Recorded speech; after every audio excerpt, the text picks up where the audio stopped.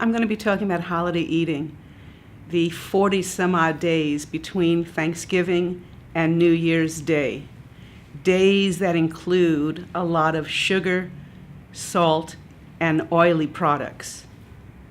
Those three ingredients create irresistible temptations that could last a lifetime.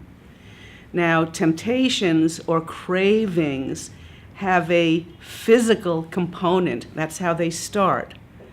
A physical component, the actual craving response lasts between 1, maybe 2 seconds at the most. What takes over is the emotionality of it, the desire of it, and that's what propels the cravings to go forward. Unfortunately, people have relied on willpower or self-control as a way to manage the craving response. It's not effective.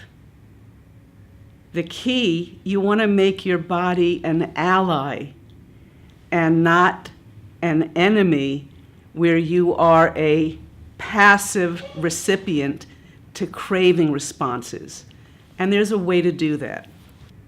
You want to implement effective self-management strategies, effective willpower. And effective willpower requires foresight and pre-planning as a way to avoid having to respond to temptations. And there's really one way to do that. I'm about to describe scientific proof.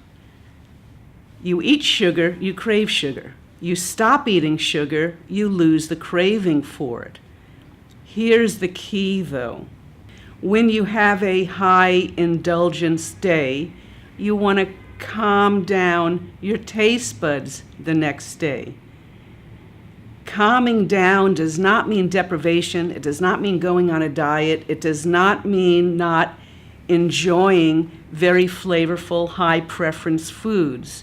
What it does mean, though, is calming down taste buds, the density of the sugar, salt, and oil that was involved in Thanksgiving Day eating.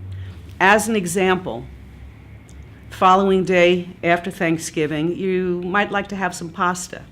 I make a pasta con queso, where you have olive oil, fresh basil, garlic, and tomatoes, and you fry it in olive oil.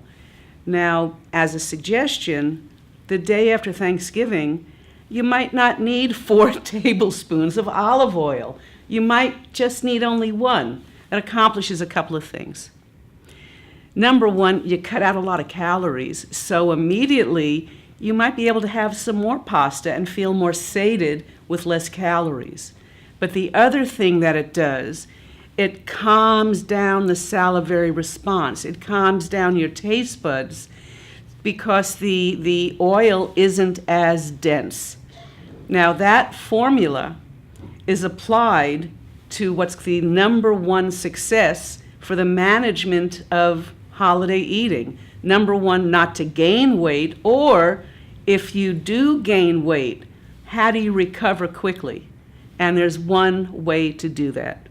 You decrease the frequency of your high-calorie days.